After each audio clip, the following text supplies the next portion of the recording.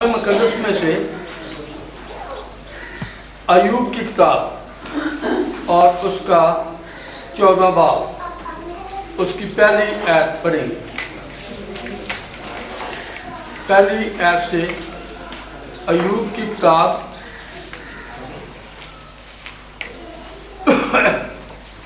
आप सोचेंगे कि आज नया साल है और ये कौन सा बाब पढ़ना शुरू कर दिया। हाँ, ये सच है। सारा खुदा का कलाम हमारे लिए एक पैगाम है और इसमें से हमें बड़ा पैगाम मिलता है। अय्यूब की किताब और उसका बाब 14 और उसकी पहली आयत से 5वीं आयत तक पढ़े। इंसान जो औरत से पैदा होता है थोड़े दिनों का है और दुख से भरा है। वो फूल की तरह निकलता और काट डाला जाता है। वो साया की तरह उठ जाता है और ठहरता नहीं। सो क्या तू उस पर अपनी आँख खोलता है। वो मुझे अपने साथ अदालत में घसीटते हैं, घसीटता है।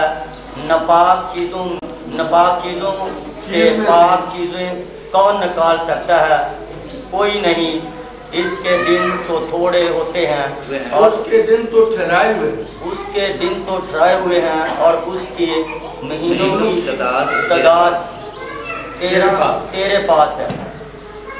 तूने उसकी हदों को मुकर्रर कर दिया जिन्हें वो पार नहीं कर सकता। सो उसकी तरफ से नजर हटा ताकि वो आराम करे।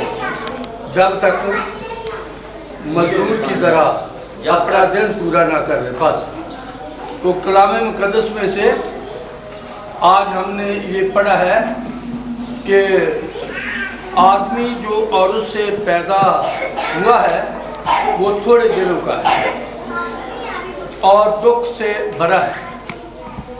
और इसी तरह आगे हम पढ़ते जाते हैं कि वो थोड़े दिनों का है और फूल की तरह निकलता और काट डाला जाता है। वो साए की तरह बढ़ता जाता है और ठहरता नहीं। फिर हम ये पढ़ते हैं, तो क्या तू ऐसे पर अपनी आंखें खोलता है।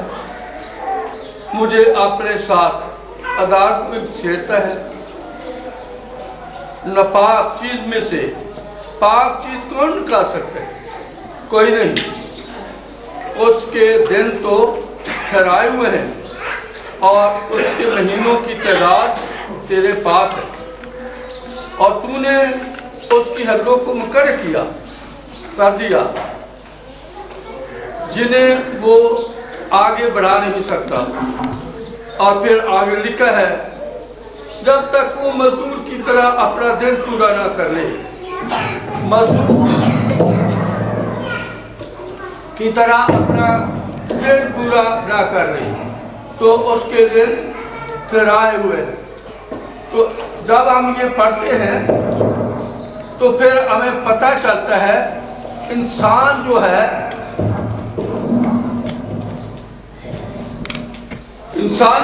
ये बेसबात है। बेसबात इंसान है, कायम रहने वाला नहीं।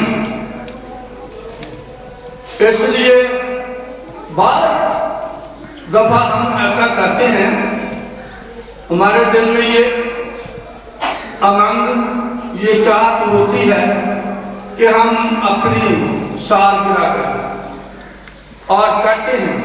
सालगिरह का शायद ऐसे सोचते हैं कि ये बच्चा या कोई भाई या बहन या अजीज बड़ा हो गया। लेकिन कलाम मुक़द्दस के मुताबिक हम ऐसे देखते हैं कि उसकी जिंदगी के दिन कुछ कम हो गए, क्योंकि ज़बूर पढ़े 90 ज़बूर इसके साथ पढ़ेंगे। ज़बूर 90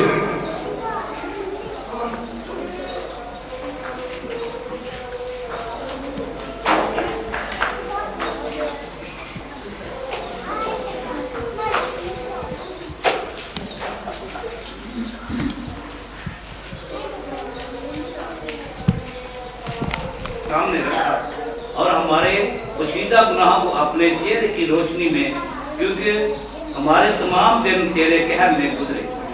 ہماری عمر خیال کی طرح جاتی رہتی ہے. ہماری عمر کی میعاد 70 برس ہے، یا قوت ہو تو 80 برس، تو بھی ان کی رونق محض مشقت اور غم ہے، کیونکہ وہ جلد باقی رہتی ہے اور ہم اڑ جاتے ہیں. بس تو ہم نے یہ پڑھا. یہاں پر دو باتیں خاص نظر کرتے ہیں. ایک تو یہ لکھا ہے ہماری عمر جو ہے وہ کیسے گزر جاتی ہے؟ خیال کی طرح. اور پھر لکھا ہے ہماری عمر کی میعاد 70 برس، اگر قوت ہو تو 80 برس. انسان کی عمر کی میعاد کا بھی یہاں پر ذکر آیا کہ اس کی عمر معمولی سی ہے، 70 برس، یا قوت ہو تو 80 برس. اس کے بعد فنا ہو جاتا ہے. کتنا یہ پڑھنے کا خاص میرا مقصد جو اس میں ایک بڑا پہلو ہے. اور وہ پڑھے، اب ایک اور آیت پڑھے یسایا کی کتاب اور اس کا 65 باب. یسایا 65 باب کی 20 ہے. 20 ہے.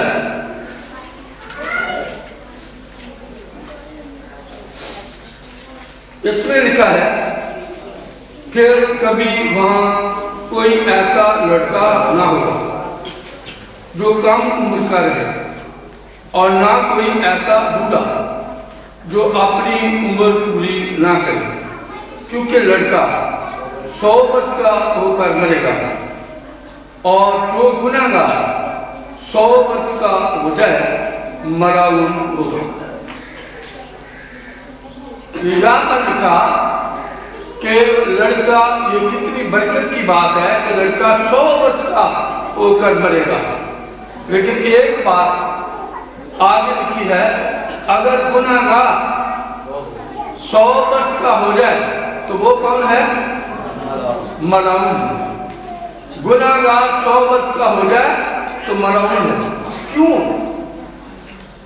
شروع میں ہم نے پڑھا کہ آدمی جو عورت سے پیدا ہوتا ہے تھوڑے دنوں کا ہے، وہ پھول کی طرح نکلتا اور کاٹ ڈالا جاتا ہے.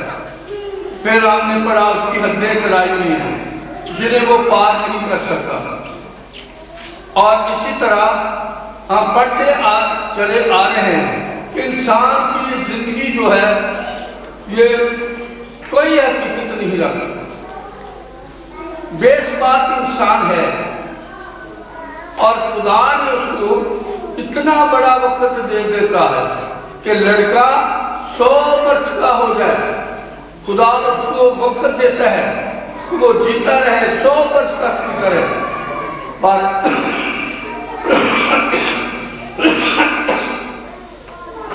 اگر گناہگار 100 برس کا ہو تو مرا ہوں. خدا نے اسے کتنا وقت دیا؟ 100 برس دے دیا کہ وہ جیتا رہے. پیدا ہوا اور 100 برس تک جیتا رہے. کتنی خدا کی اس پر مہربانی اور کتنی اس کی شفقت اس شخص پر ہوئی کہ 100 برس تک زندہ رہے. اتنے سال خدا نے دیے اور ان میں اس نے خدا کی بات نہیں مانی. 100 برس میں خدا کی بات نہیں مانی، توبہ نہیں کی، خدا کی طرف پھرا نہیں. خدا